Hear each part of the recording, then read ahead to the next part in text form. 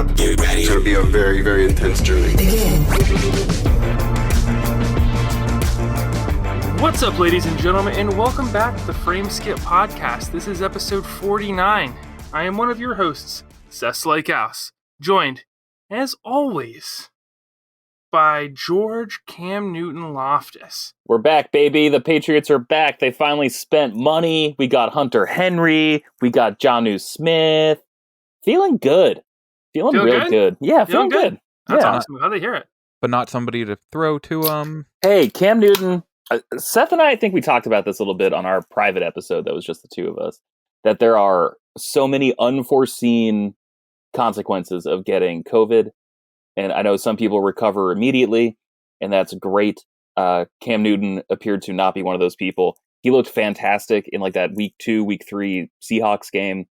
He threw for like over 300 yards. Like Edelman had, I think, like 170 yards in that game, 11 catches, something like that. Like the dude, I think, still has gas in the tank. I think COVID just took it out of him. It was a new system. It was a new year. And let's be honest, there was not a lot of talent around him. So I 100% stand by the fact that I don't think he is a good quarterback. Yeah, I know. I mean, he was only he's average at 2015 MVP and broke a whole bunch of records and Heisman Trophy winner. Yeah, no. Well, you also thought Tom Brady was average at best, Elijah. Yeah, you also thought Carson Wentz was good. So I mean, like I did think Carson Wentz was good. He's not. He's not good. Yeah, it's undoubtable that Tom Brady is the best quarterback of all time at this point. Yeah, it's like he went to a new team and took them to the Super Bowl, Elijah. Yeah, they had him in the playoffs in like 6 years. That team was stacked. Like I think a lot of people could have done that, but no one I think could have done that quite as easily as. Yeah, that's just it. Like I still think Tom Brady is a little above average, but the team he played for this year was just stacked. They had the right players everywhere. Absolutely nothing Tom Brady could do to prove to you that he is the best quarterback of all time. He could sit on that field and throw a pass so hard that it blows the grass off the field, and you'd be like, at least then I'd accept it. Yeah, but you know, that could be a technicality. I will say was too deflated. That's why the grass blew off the field. I don't want to hear that argument ever again. I will say the one thing that's like most disappointing about Tom Brady, he had this amazing career in New England. I grew up watching him. It was a lot of fun because I remember losing that first Super Bowl when I was like 6. That was disappointing. And then I was just like, oh, Patriots, I guess they're not good because they can't win a Super Bowl. And then I had a pretty good 20-year run. I'm so pissed that the last pass he threw in New England was a pick 6. Like, I think that's what like pisses me off the most. Now, oh my Elijah, God, I forgot about that. Elijah. Yes. I remember seeing in the Slack that you wanted a new nickname. Is that true? No. Oh, okay. Well, that's the ladies' man, Elijah Steele. I could have swore there was a conversation about you wanting a new nickname. George gave me a new nickname. What was it? The Apex Adonis, I believe. It was. Like Adonis Creed. Yeah, well, also just like movies. that super hot Greek myth dude. The one that was who was it Aphrodite fell in love with? It is. So that's why everyone is just like, oh, he's a total Adonis. Like it's just like a person so hot that a god of love would fall for him. Have you guys seen the Creed movies? I was going to say, is it bad? I know more about the Greek myth than the Creed / Rocky movies. I don't think that's bad. I've seen the first one. I never saw the second one, which I'm dying to because it's like basically Rocky 4 Part 2, which Rocky 4, absolutely incredible. That's Rocky movie. Fantastic. That movie, I think, won the United States the Cold War single-handedly. The movie's absolutely incredible.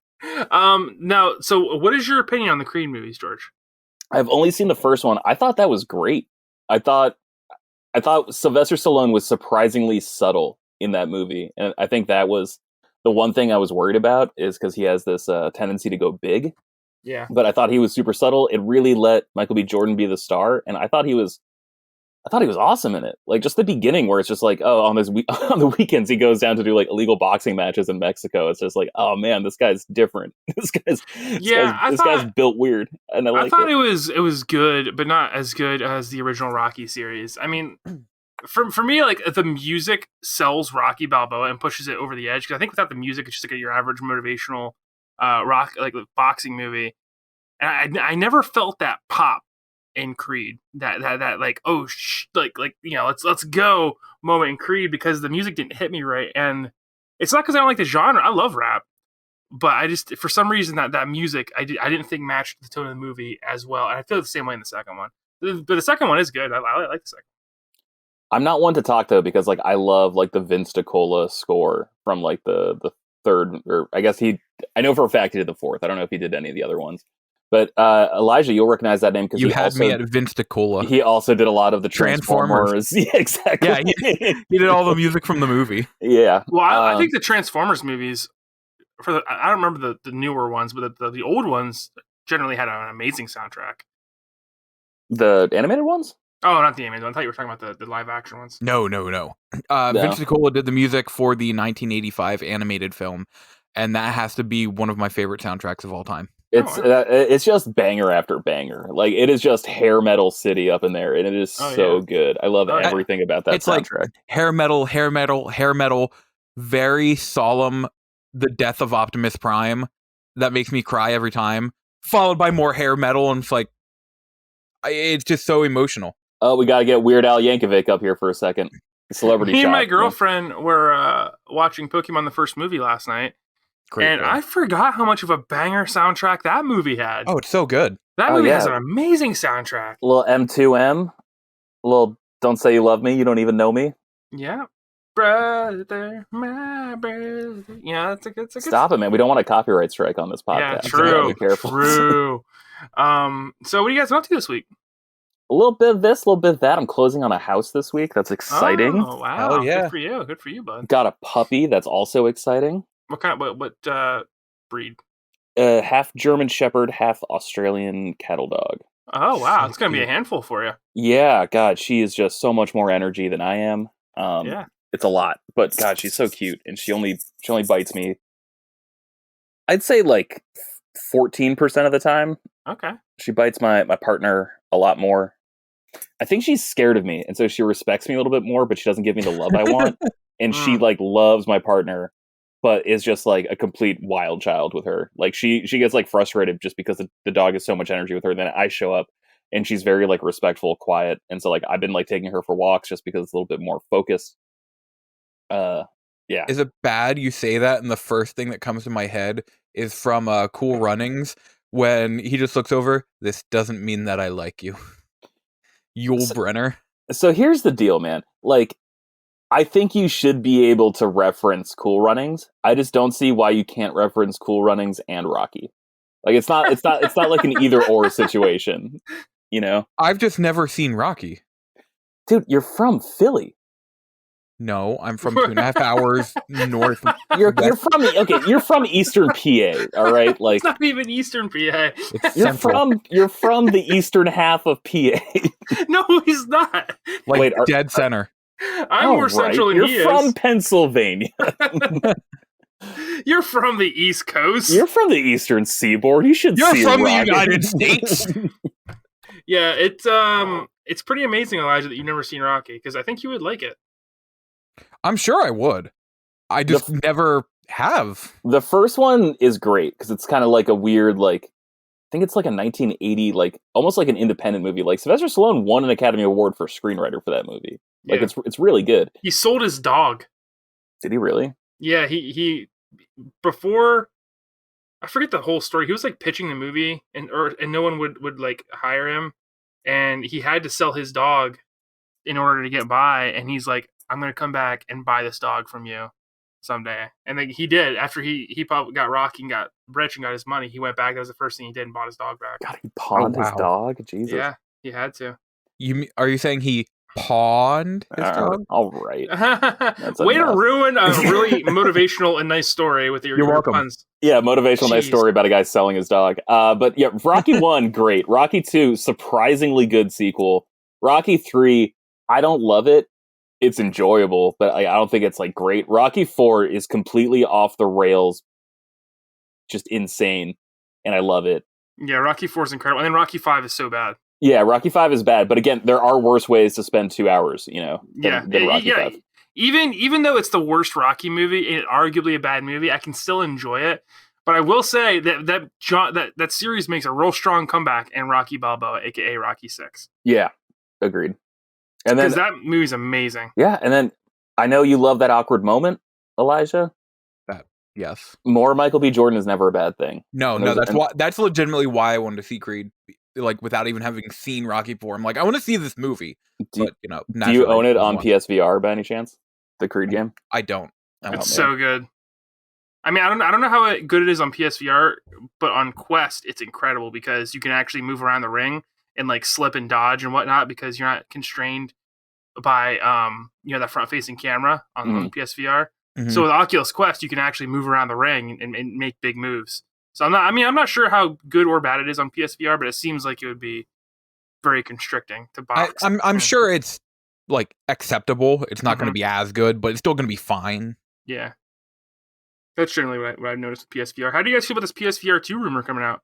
Oh, man. Yeah, I was hoping we'd talk about that. Those controllers look incredible. I am so excited for that. That announcement was what made me pull the trigger on a bunch of PlayStation VR games, because I assume they're going to keep like the forwards compatibility stuff with PlayStation 4 and PlayStation 5. That's what we're hoping. Yeah, so I assumed any PlayStation 4 VR game, there's just a whole bunch like on clearance at Best Buy, so I just grabbed like a couple, like Rick and Morty Virtual Reality, Starblood Arena, and a third one that escapes me right now. Persistence. The Persistence. That's right, Persistence. I wish that was multiplayer so we could play together. When you get VR. I do really enjoy that game. I'm actually, the studio that made that game follows me on Twitter. Ooh. I don't know why, but I mean, they're a cool studio. It's a studio. A lot of the like higher ups there made Wipeout. Huh. Damn, that's really good to know, because I've been amazing games. Singing Wipeout's praises forever. God, I love Wipeout.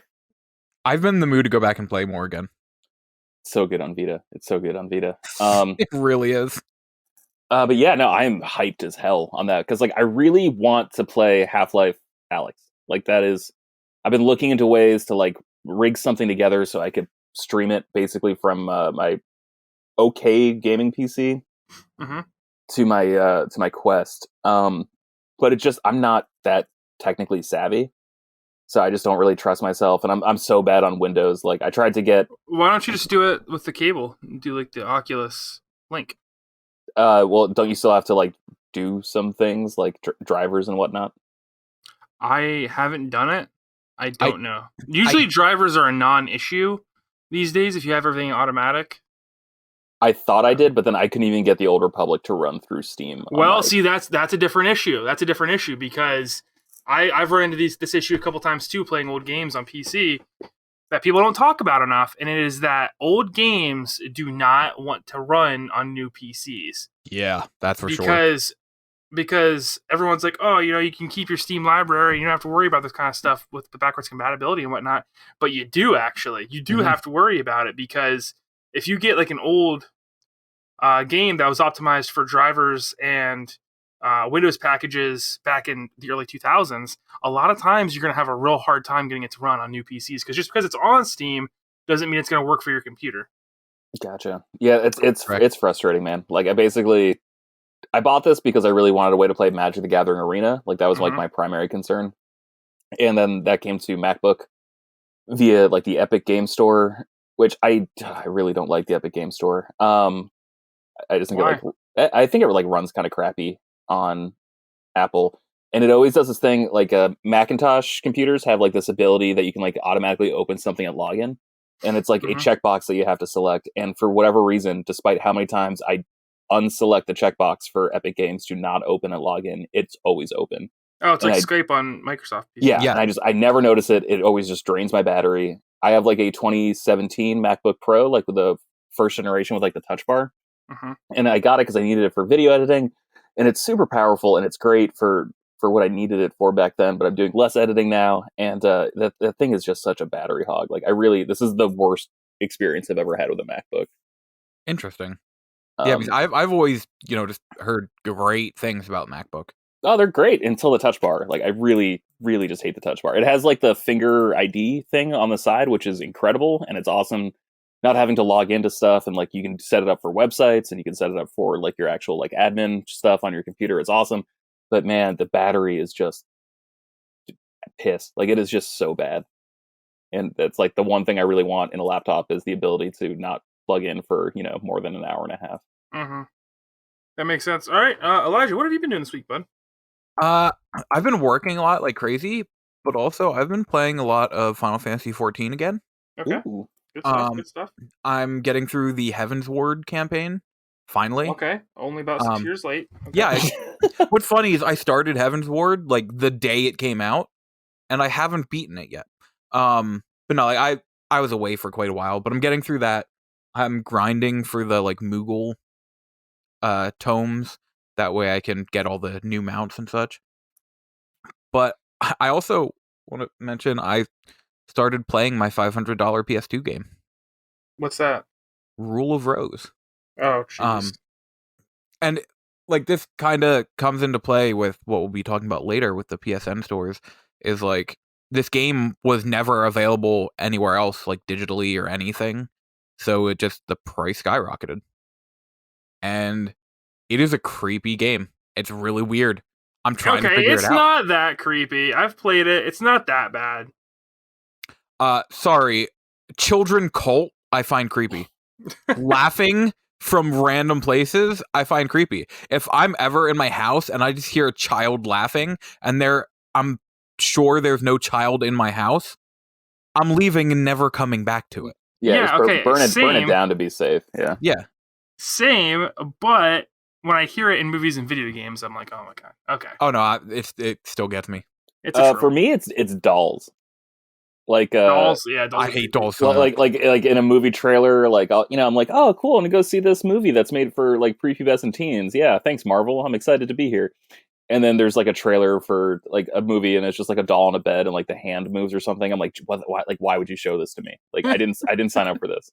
Well, it's like I'm partway into why am I blanking on the name? Fatal Frame 5. And there's a section, it's just like the doll shrine. I'm like, why? Why are you doing this? Like, there's a whole bunch of dolls out front of the shrine, and you go in, and there's just more dolls all over the place. You're like, fine, whatever. This is the doll room. No, there are hallways, and you'll see a doll, and I'm constantly like, is the doll gonna move? Is it not gonna move? Do I have to go near the doll? Can I punch the doll before it does anything? Yeah. The answer to that last one is no. I've tried. God, much like 3 Days Grace, I hate everything about you. Not a fan. Not a fan of that at all. All right. What else you been playing this week, Elijah? Doing? Really, that's it. Final Fantasy, Apex. I do my dailies for Apex, but Final Fantasy and Rule of Rose are the big ones. You still play a Dragoon in Final Fantasy? Yes. Jeez. I'm level 62 currently. You have gotten, Elijah, 30 levels in 7 years. Yeah, we played Final Fantasy 14 together in 2013, and you were like level 30 then. Hey man, that's good steady growth, Yeah. Considering it was stuck at level 50 until like 2014 or 2015, and then I got to like level 54, then quit for a while, then got to level 55, then quit for another while. You like the game, right? I love the game. Okay. The story in the game is amazing. Elijah's just like, Well, it was the whole, like, I don't want to constantly be paying for this game if, like, I don't have the time right now. Like, there are other games to play and such. Sure. I pay for that game on months I don't even play for it. That's the weird thing. And, like, that's what I think subscription services, like, really bum me out about. It's just, like, I'm currently subscribed to DC Infinite, I think is, like, the name of the new app. And Marvel Unlimited. And it's just, I feel so dumb paying for both, but like in my head, I'm like, oh, you're a nerd. You like comic books. Like, don't you want the DC and Marvel app? Of course I do. But it's like, oh man, the more time I spend in one is like the more money I'm wasting on the other. Yeah. Yeah, I get you. And so it's just like, all this money I'm spending on Final Fantasy. It's just like, what about that money I'm spending on HBO? What about that money I'm spending on Netflix? Have you tried the Comixology subscription? No, I haven't. I've heard good things. I think you've talked about it before, about being positive on it. I don't know. I don't think so, because I don't think I've ever used it. Oh, then I don't know. I have other friends besides you two. That's new. I've heard good things from the people who've used it, but honestly, like I've been getting really into this app called Hoopla, which is just like associated with libraries, and you can get a whole bunch of borrows, and they're free, and you basically just like check out the trade paperbacks or individual issues for certain titles. Like I think they get like every issue of like Teenage Mutant Ninja Turtles, like That's pretty sweet. every month that it comes out. So you can stay up to date on some books, and then others like I just play catch up on. And so I've been trying to use that more, but because it's free, I'm like, well, it's free, so it'll always be there. So I want to go read these issues of Captain America from 1999 just to really get my money's worth on Marvel Unlimited. You say Hoopla and think of books. I say Hoopla and think of mini golf. See, my thing with Marvel Unlimited was I would 100% pay a subscription to read all of Marvel's newest week-to-week comics. But I don't want to pay a subscription for it 3 months later. Yeah, that's fair. You know, that's where I got hung up. I was like, man, if you're going to do this, why not just go all the way? Like, why do we need to? I mean, I understand that you're going to lose money, but honestly, I'm not paying any money to Marvel Comics right now anyway. So, like, if you gave me the option to pay $15 to read Spider-Man, just Spider-Man, week to week, I'd probably do it. And that's more, or really, it comes out twice a month. So they would be making more money off me than they'd be losing in retail. Sure. So I'm like, well, if they just did that, I would 100% jump in on Marvel Unlimited. I think it's going there because it used to be a 6-month delay.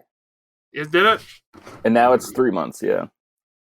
Yeah, I don't know, man. I just that's where it always hung me up on Marvel Unlimited because and honestly, comic books have gotten. I don't know how you feel about this, George. They have gotten out of control, expensive. Out of control. Oh, dude, DC just announced a whole bunch of their books are jumping up to $5.99. That's absurd. Ooh. Absurd. Yeah. They jumped up to $5 like 2 years ago.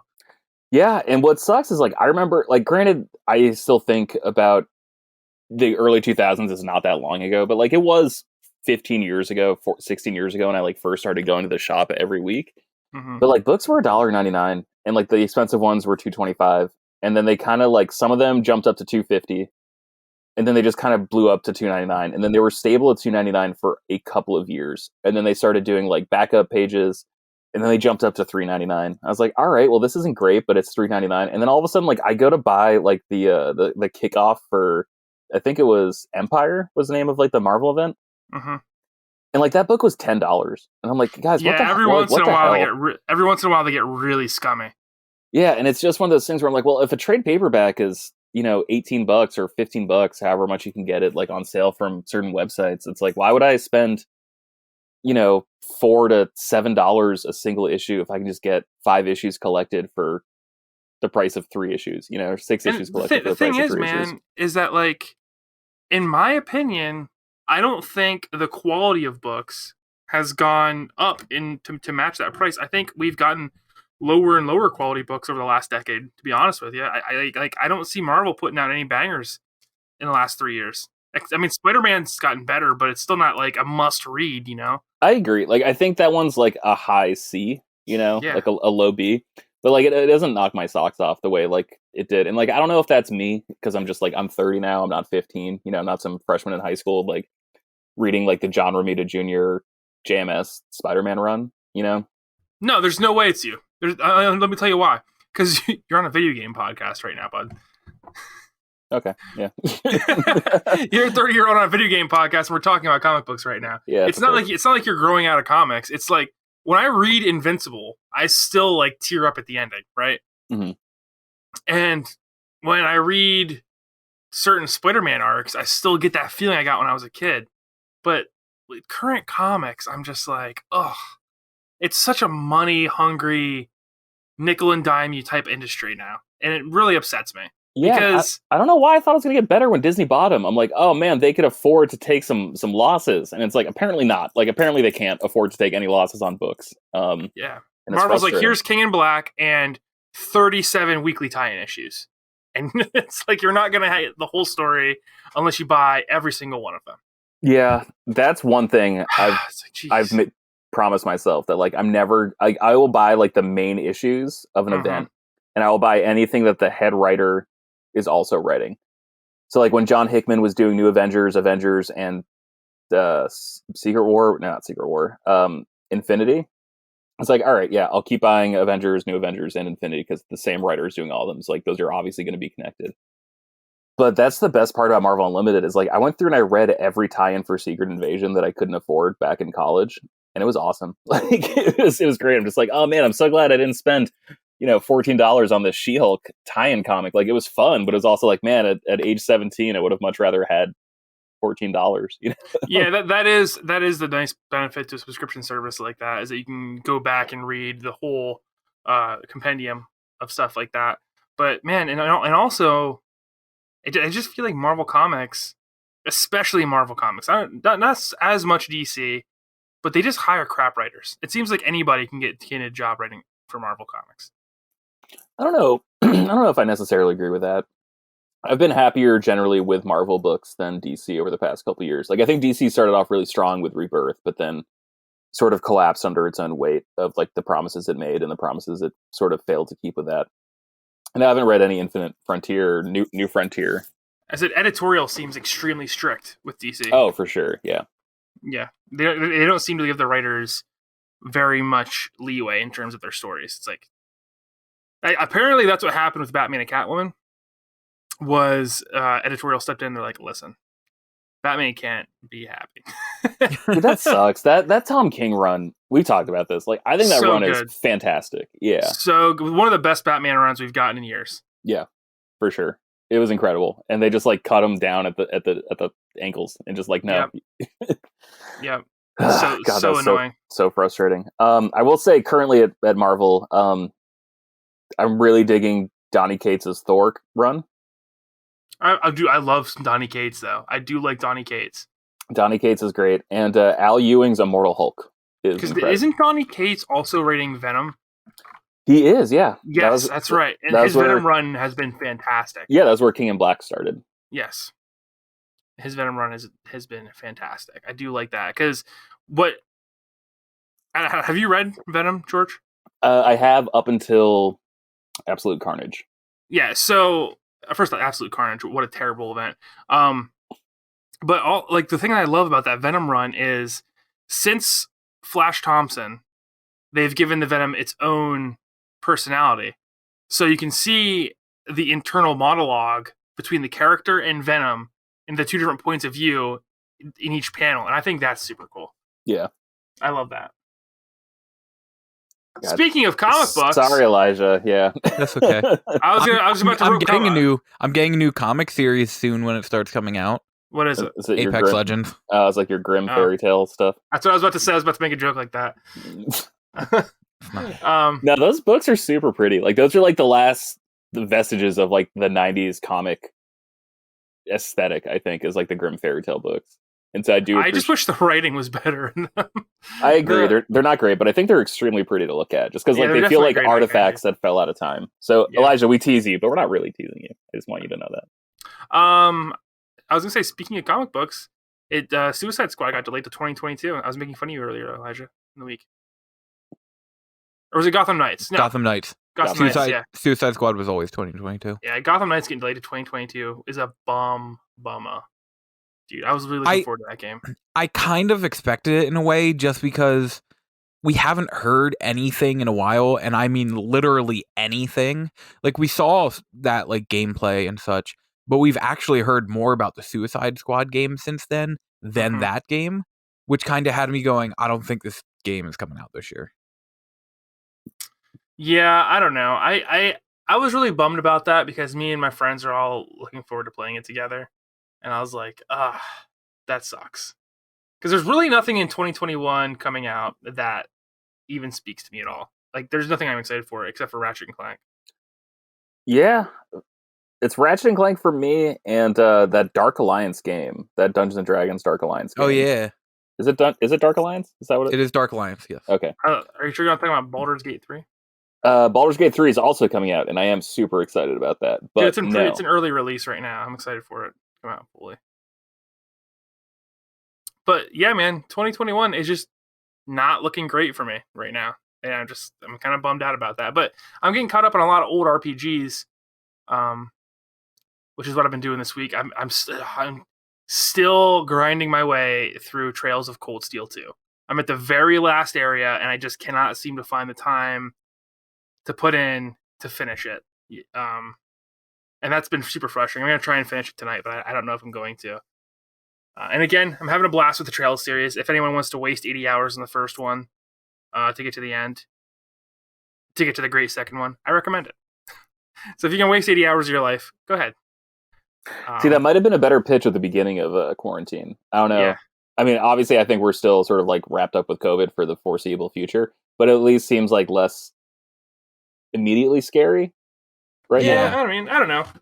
Restrictions and whatnot are easing up, and yeah, but that doesn't everyone around good. my area. Well, no, everyone around my area doesn't seem to care anymore. It's kind of they're kind of over it. Yeah, I don't know. I'm still not going to go to like crowded places. Like I'm not going to a concert, for the next year or two. Yeah. Still, I'm worried about those variants. But like, man, remember that year you just had like nothing but time and stress.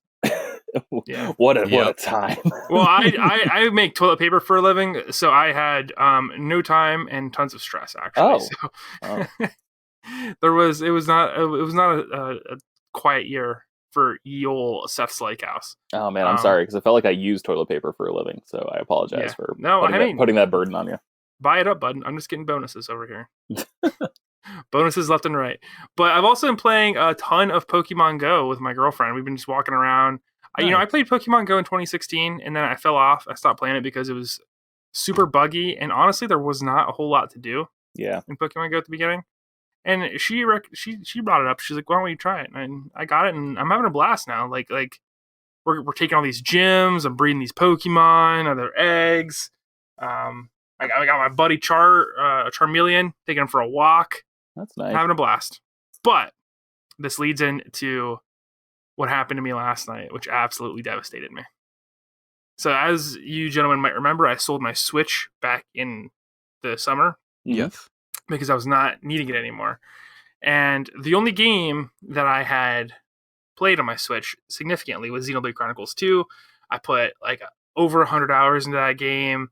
I loved every second of it. I was breeding all the blades. I wanted to go back for New Game Plus. I very much loved my time with Xenoblade Chronicles 2. So I kept my memory card when I sold my Switch. And my girlfriend brought her Switch over, so I was like, oh, you know what? I'll pop my memory card in, transfer all my save data over, and play Pokemon. Well, so it turns out that your save data actually isn't stored in your memory card. Yeah, your game data is. It's stored on the system, right? It's stored on the Switch itself. So I realized last night that Xenoblade 2 file and my Pokemon files, they're gone. They're completely disappeared. Blows. And I sat there in bed and I was like, why? Why is Nintendo like this? Why, dude? Because every console since really the GameCube has been a complete pain to get your save data transferred off of. Yep. I mean, it's such a simple thing. Just allow us to transfer our save data onto memory cards, but they just don't. Or have a cloud account. And that's the thing. Like you can upload your save data to the cloud now, but I didn't think I needed to because I had a physical memory card. Sure. I had a physical memory card. It's like, why would the save data not be on the memory card? And apparently, even if you did somehow have save data on that memory card, you couldn't do it. There's no way to do that. So it's just like, oh, so frustrating, man. Elijah, correct me if I'm wrong, but wasn't the Vita like that too? Or it wasn't like that, but the game data and the save data were tied together, right? So you couldn't delete an installed game without deleting its save. Yes, that is correct. The only way to keep the save is to upload it to PS Plus. What kind of absolute moron? I wonder if I can still do that. Elijah, are you still going to be able to do that after this summer? Supposedly. We'll see. Nobody knows for sure. Well, let's get into the topic we wanted to talk about this week then. And that is that there's a giant rumor that the online functionality for PSP, PS3, and Vita is going to be cut off this year. So, to be very specific, it is saying the stores for each one. Well, that's pretty much the whole online functionality, right? I mean... Well, No, there's still multiplayer for a bunch of games. There's multiplayer, and there's the ability to like re-download and such, which is more tied to your account than the store itself. So like the games will stay on there, but you can't buy them. But don't you re-download through the store? No. There's an account section. Like on the PS3, there's like a tab when you hover over the store, and there's like account management, and then you can go into like your download history. Okay. Yes. And that doesn't require booting into the store. Okay. And on Vita, you do have to click on like the store icon, but it doesn't load the store yet. And there's like a bubble at the bottom with 3 dots. You click on it and you can click on download list. God, time out for a second. The Vita's UI is so bad. It is. Like I agree. They should have stuck with the cross media bar. So I've actually been using a Vita quite a lot lately because one of our good friends, Alden, heard me on the podcast talk about how much I wanted a Vita TV, and he's like, "Hey man, I have one. I never use it. Would you like it?" And he actually sent me a Vita TV, which is incredible because they're so hard to find now. Even though you could, at one point, you could buy them for like $40 because no one wanted them. But I got this Vita TV set up, and I was like, oh, maybe I'll play like Danganronpa at some point or whatever. Completely forgot that you can remote play PS4 games on it. Mm-hmm. So now what I do is I'll be laying in bed, I'll just boot up the Vita TV, start remote playing my PS4 from my bed, and I'm like, this is the life.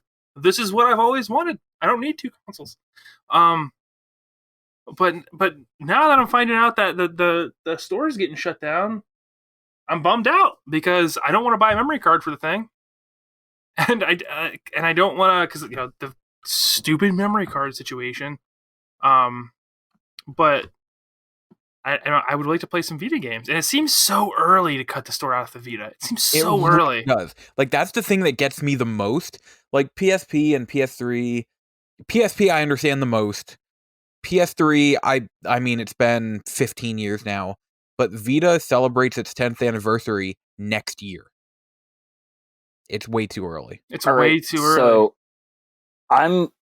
I can't decide how I feel. And carefully. I recently joined a website as a contributor, so I might write about this as an article because I can't stop thinking about it. I don't know if this is a good or a bad thing.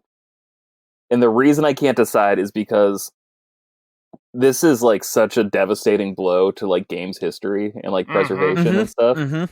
Because Xbox currently has no problem letting you download 360 games or original Xbox games. So like by comparison, it just makes the PlayStation brand look less than the Xbox brand. It looks awful. And so like it looks absolutely awful. Optically, that's super bad. But the reason I think it could be good is the stores run like crap. Like the store on PlayStation 3 is garbage. It is a little bit better because they redid it to like match the PlayStation 4 store. And so that at least it ran worse after that, but it was at least like navigable. Like they got rid of like the really bad search bar function stuff. That was super annoying.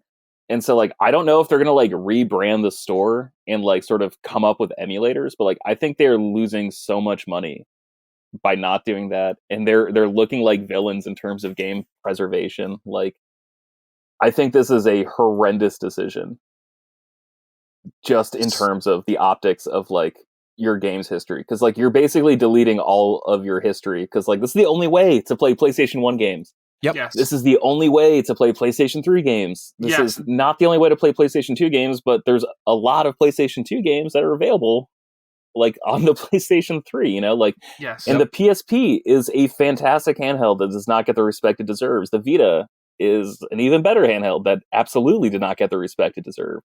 And so you're literally removing more than half of your history by closing the stores. Like I think that's untenable. Like I think there has to be a plan in place to get these games functioning on new devices. I'll tell you guys what, I'm so upset about this. Like, so if Sony goes through with this, I'm not buying a PS5. I won't do it. I won't support that, man. Like, I will straight up become an Xbox console owner exclusively, because it's literally slapping people across the face.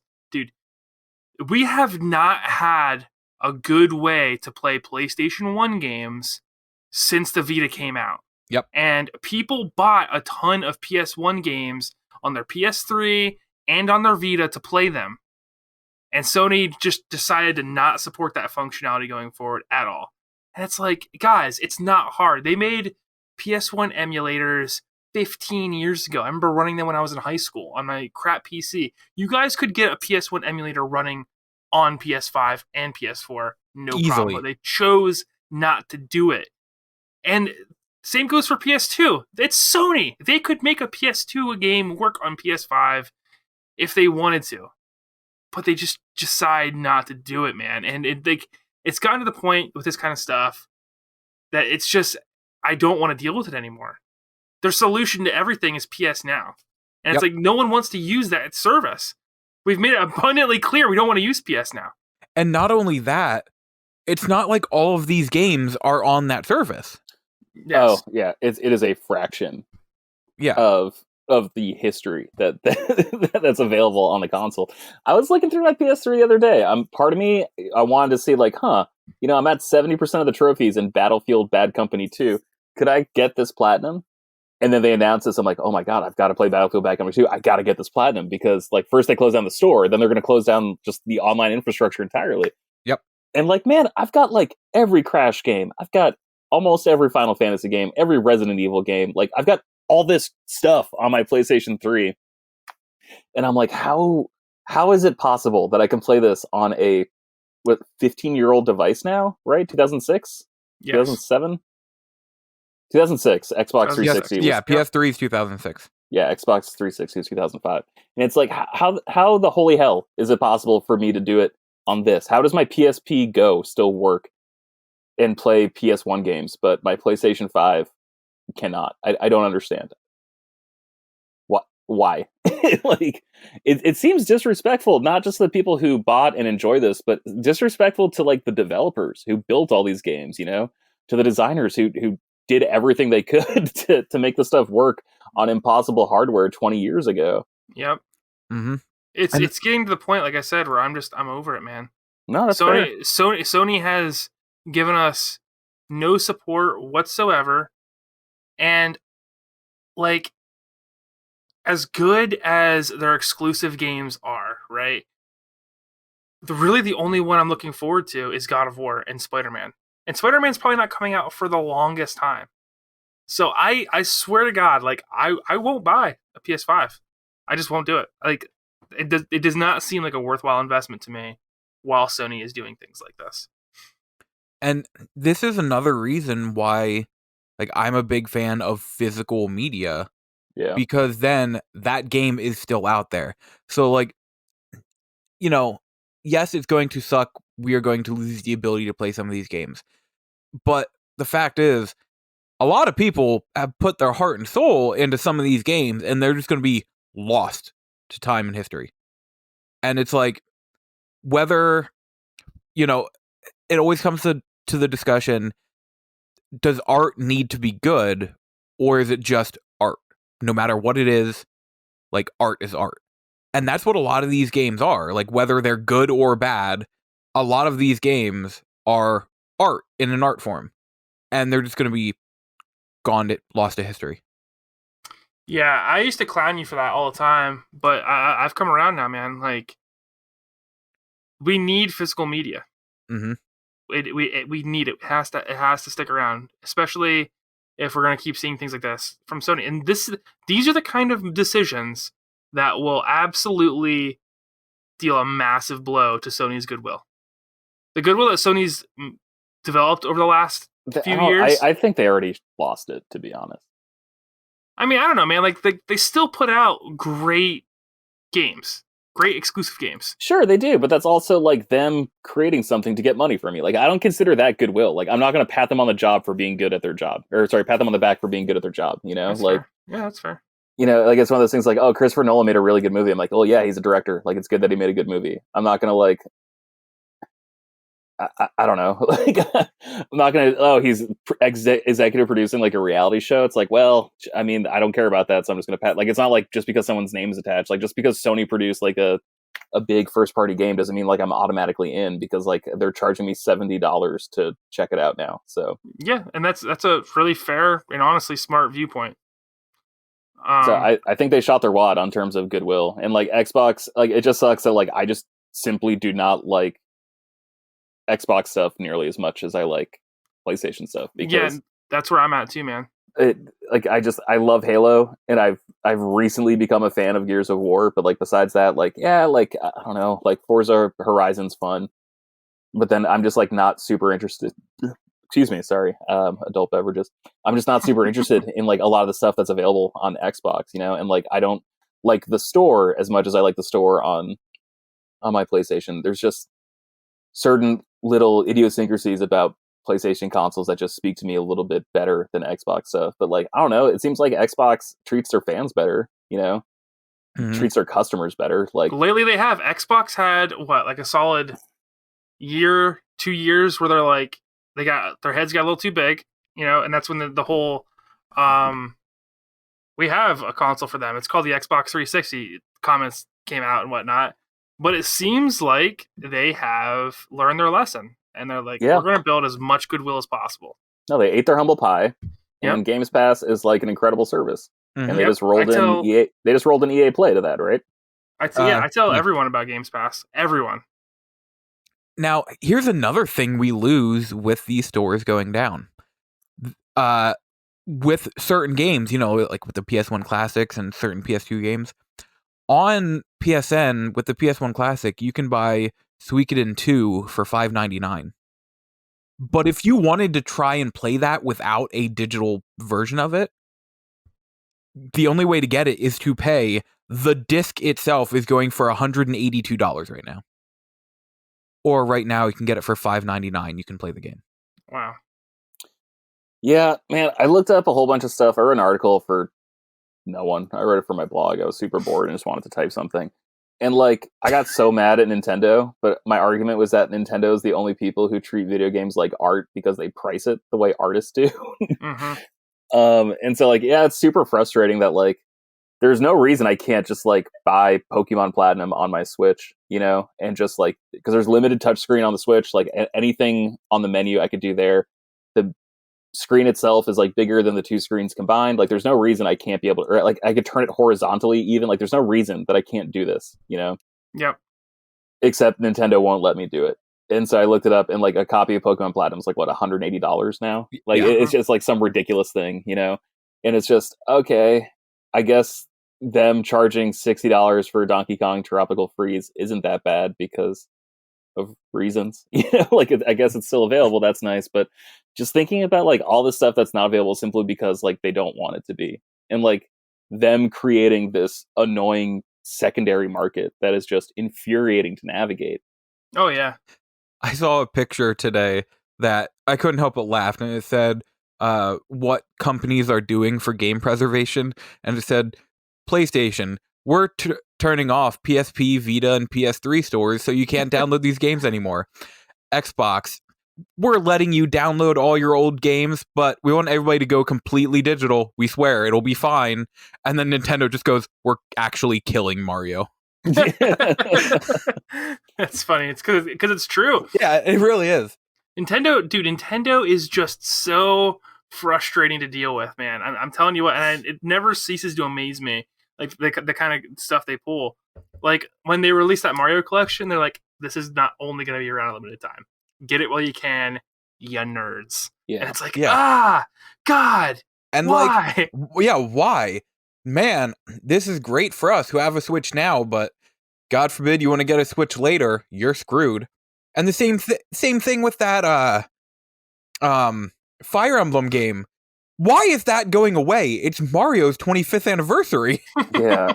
But man, it's ridiculous. Like they've been doing this like forever though. Like the Satellaview stuff that happened like on Super Nintendo in Japan, that was like incredibly cool stuff, man. Like there were games that were delivered directly to your Super Nintendo via like the internet, basically, like through like satellite cable that was then plugged into your Super Nintendo.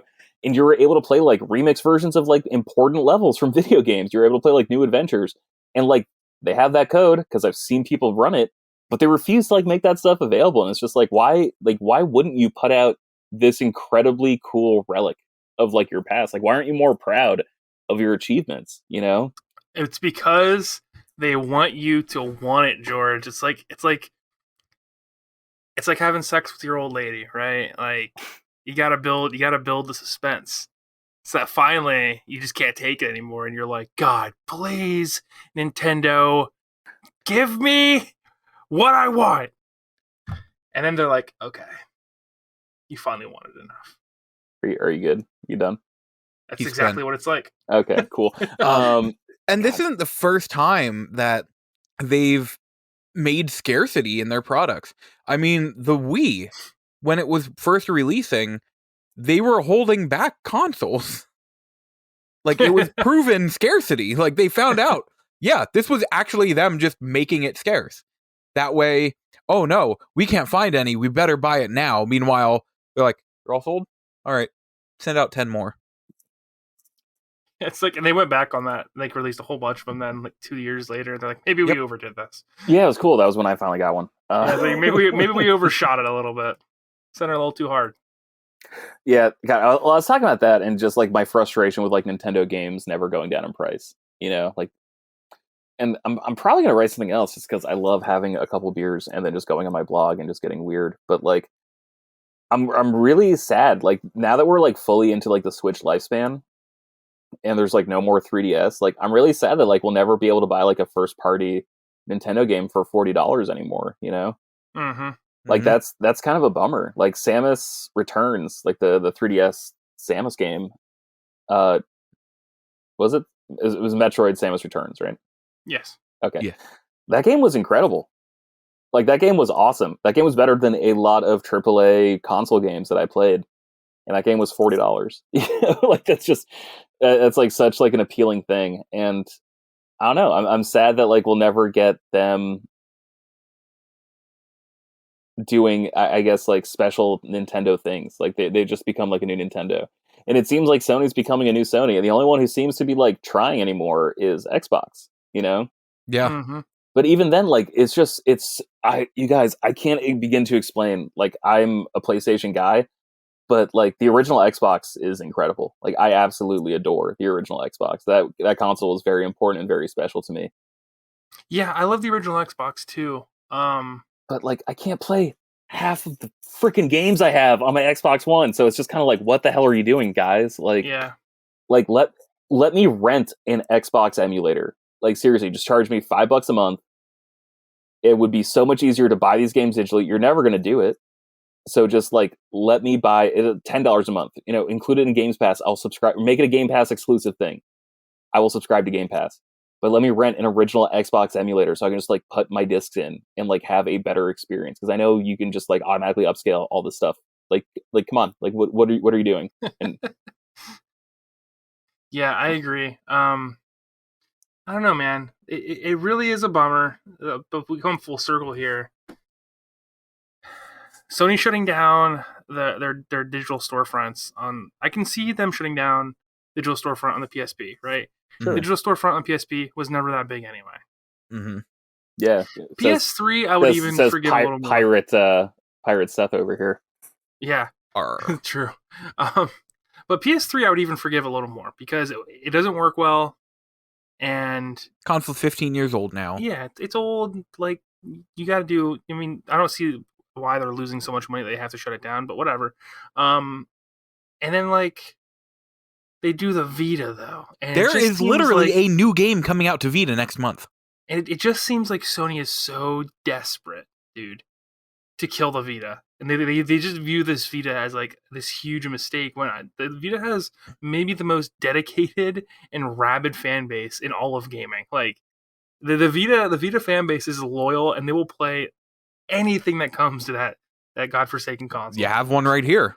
Yeah, it's just I'm proof of that. I'm a little more, you know, judicious when it comes to the Vita games I play. But man, I love my Vita. I really love my Vita. Here's my thought: if they, you know, want to save money, whatever, but if they like, why couldn't they just be like, hey, January, we're gonna put the stores up? And then at the end of January, the stores go back down. Then the next year comes, January, the stores go up again. Like, even if they just want to put the stores up for a month. That's really interesting. Because then, Christmas, people are going to get, maybe someone gets an old PS3 or something like that. Put the stores up. Let them spend that money. Yeah, Sony, let me give you that cheddar. Oh, you know what else I just realized? This makes the PSP, what was it called? The PSP Go? Yeah. Completely useless. You cannot buy one ever. It's completely useless. I actually want to PSP try and get one within the next 2 months, and then just download all of my digital games onto it. I've only seen a couple in the wild. I've only seen a couple. I love mine. I bought mine. I was going abroad my junior year of college, so that was 2010 to 2011. God, you're so young. Yeah, God, what happened? Aren't we the same age? I'm 31 in July, yeah. Okay, yeah, I'm 31, I'm 31 in August, so you're actually a month older than me. You baby. And I bought a PSP Go bundle, and it came with SOCOM, Fireteam, Bravo 3, Little Big Planet, and I think Mod Nation Racers. I think. But man, I went ham on that thing. That PSP Go, I didn't realize how much my hand hurt until I finally this past summer bought a PSP 3000, I think. Mm-hmm. Just to see what the difference was. So I had no idea. Oh, you're telling me I don't have to break my hand to play portable PlayStation video games? That's cool. But man, the PSP Go, incredibly special, incredibly cool. One of my favorite console designs of all time. Incredibly painful on my hands, but it is such a cool little piece of hardware history. Yeah, that sucks. Because I've only ever seen one a couple times, and dude, the PSP had such a banger lineup of games. Oh, too. So good, so good. That's what I was doing today. I went through all of the downloadable PSP games. I'm going through here, and I'm like, oh, this game is great. This game is great. This game is great. I didn't even know this game was here. Mm-hmm. There's so many good ones. Well, that was back in the day. I don't understand why so many more console games were ported to PSP than they were to Vita. But I remember playing Harvey Birdman, Attorney at Law, which was a really, really good Adult Swim cartoon that I enjoyed very much in college and high school. But it was a point and click, almost like a Phoenix Wright game. And that worked beautifully on the PSP. So many big console games came to PSP way better than they did on the Vita. And I'll never understand why.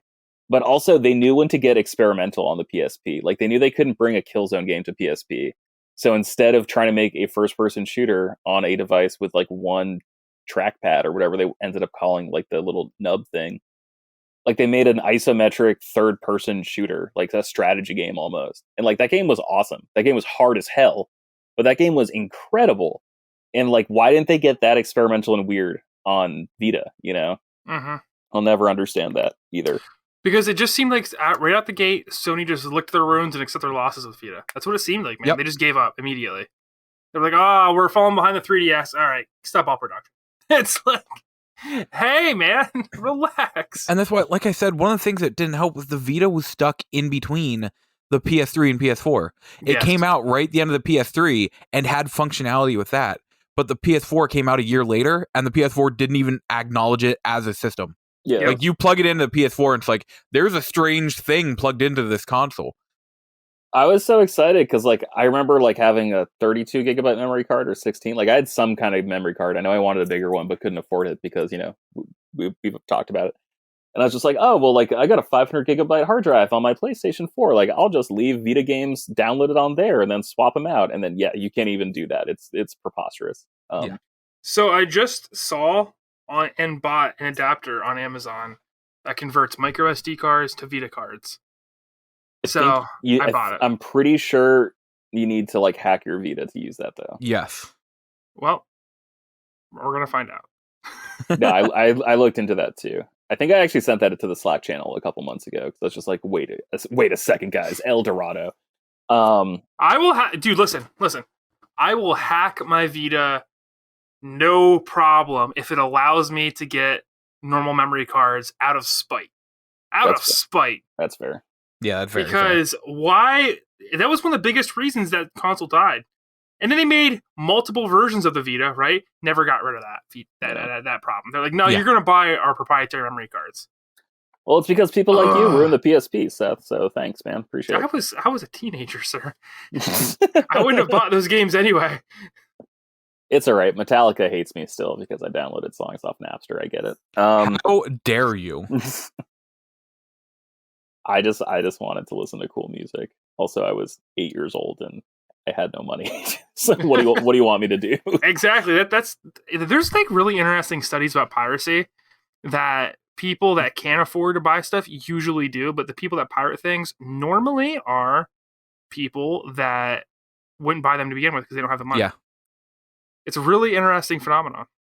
And, situations like this with the stores going down, this is where piracy is a good thing because at least people can get those games and have a way to keep these games alive. Yep.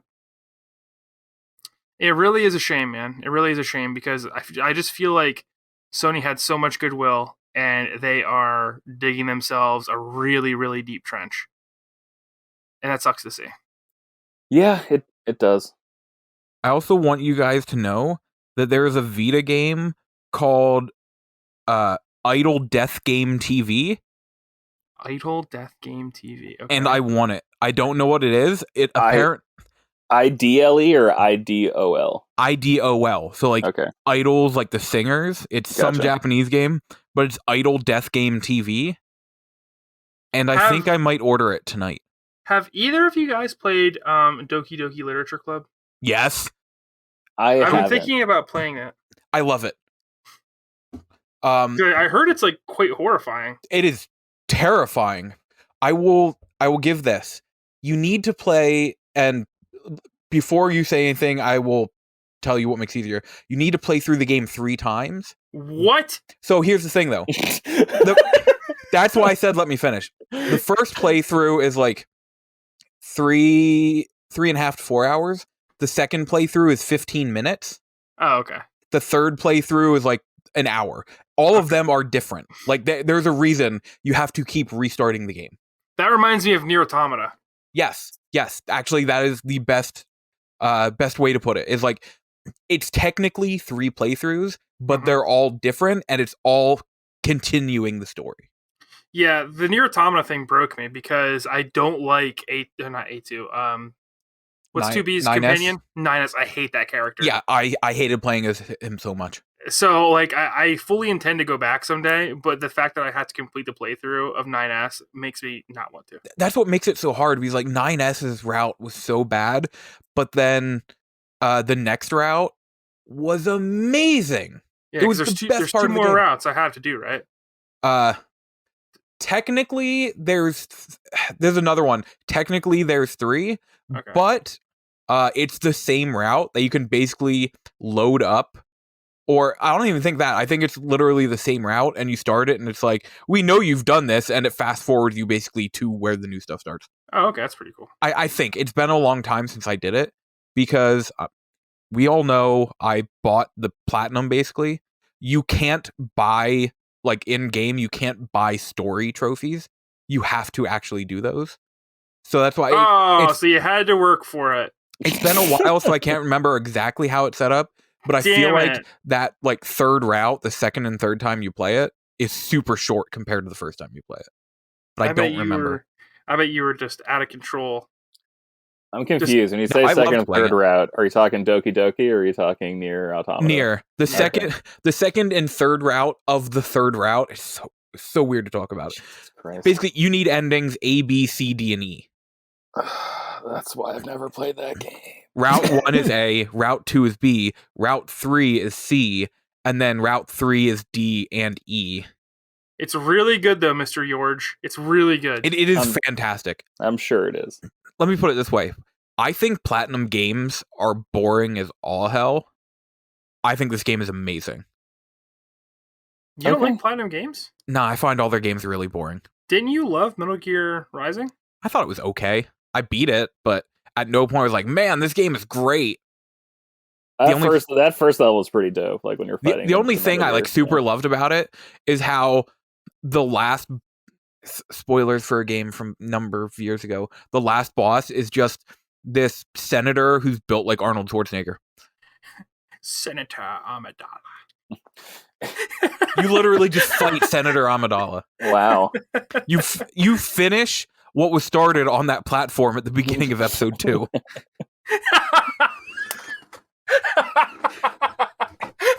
I did not see that coming, Elijah. This is Palpatine's just like, I must finish what I've started. Snaps her neck. I always think, when I think of Palpatine, I immediately think of like him on the ground after fighting Mace Windu. It's his most memorable scene. No, it's his most memorable scene. No.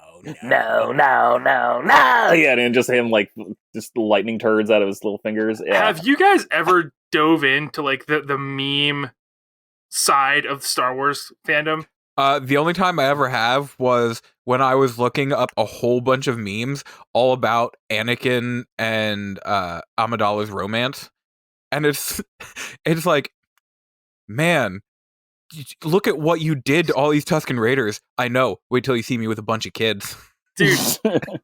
The meme culture around Star Wars is fantastic. There is like meme groups on Facebook of Star Wars that have hundreds of thousands of members, and they make the funniest stuff I think I've ever seen in my life.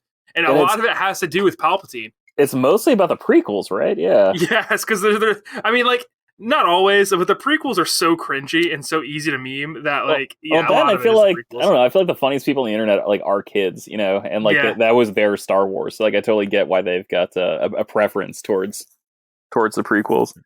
I try not to engage with like a lot of like fan content when it comes to Star Wars, just because like so many of the fans are so annoying. Yeah, that's extremely toxic. Yeah.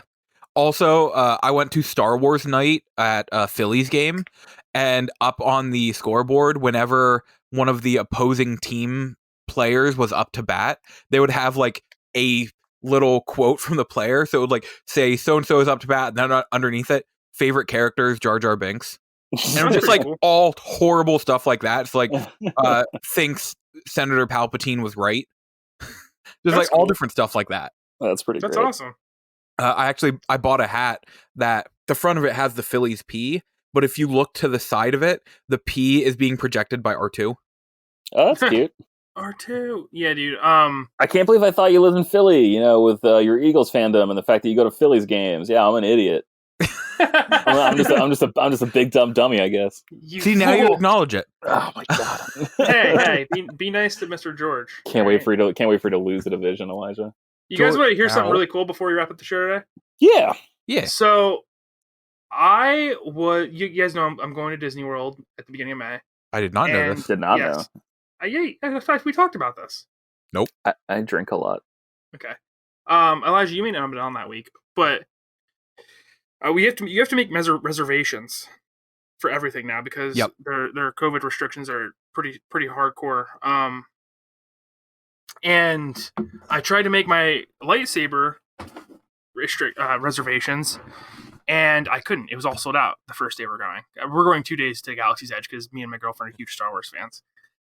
And I called my sister. I'm like, hey, is there something going on like on this day? And she goes, yeah, it's Star Wars Day. And I was like, what are you talking about? She goes, it's May the 4th.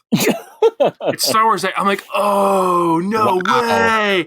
So, like, I had just randomly picked that day to go to Galaxy's Edge. And I'm a Star Wars fan. Like, the odds of that happening are so slim. And I'm like, oh, that's going to be amazing. I'd be on Galaxy's Edge on Star Wars Day. It's going to be really cool. I'm really excited for it. Actually, the beginning of May, I am going to Ohio. I'm going to a whiskey tasting with the voice of Duke Nukem. Oh, yeah, that's pretty Hail to the chief, baby. Yeah. I'm also going to see some friends because like some friends are the ones that are kind of running it. But yeah, I always just start with the whole whiskey tasting with the voice of Duke Nukem because that's what usually gets the wait, what? Yeah, that's pretty sweet. Couldn't just let Seth have his really cool Star Wars Day at Star Wars Town, could you? Seth's Star Wars Day at Star Wars Town is the coolest thing. I want to go so bad. That's sweet. Yeah. In early May, I'm actually doing a lot of cocaine with Tobey Maguire, and he's going to teach me how to play backgammon. So I'm also pretty busy in the beginning of May. Well, at least hi, man. You know what? That's pretty sweet. At least he's probably a better backgammon player than Spider-Man. Do me a favor when he's all messed up on cocaine. Get the lowdown on the new Spider-Man movie for me. Yeah, no, I will. Thanks, bud. I appreciate that. Anything for a friend.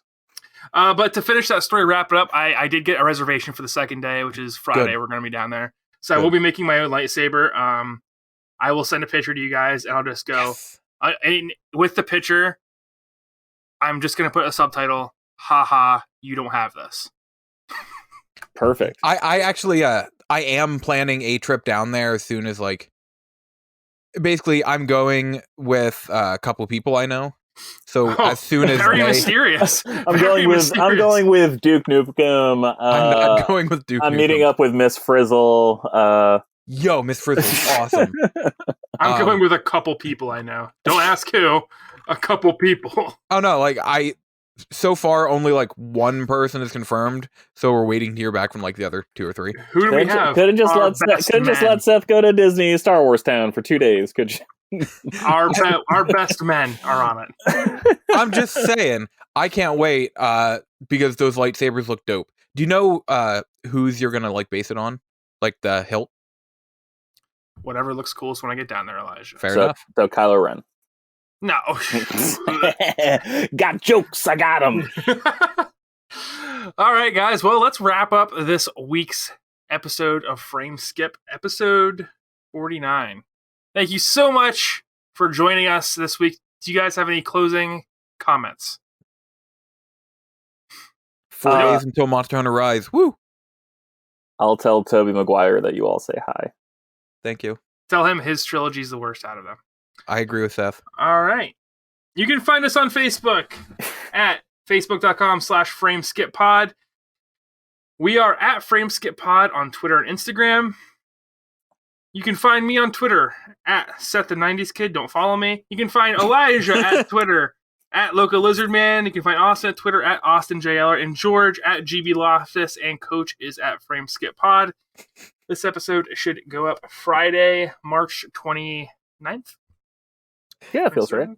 26th. I was close. I knew it was. I know Austin's got a full plate this week, so I don't know. Maybe you'll never hear this. Maybe this episode will fall into the ether. I will never not laugh at Coach being at FrameSkipPod. You can send us questions in. You can send us questions in at bit.ly.com. Nope, that's not how that works. Forget that part. It's bit.ly/frameskipq. bit.ly/frameskipq. And until next time, guys, thank you for joining us. And I hope your frames don't skip.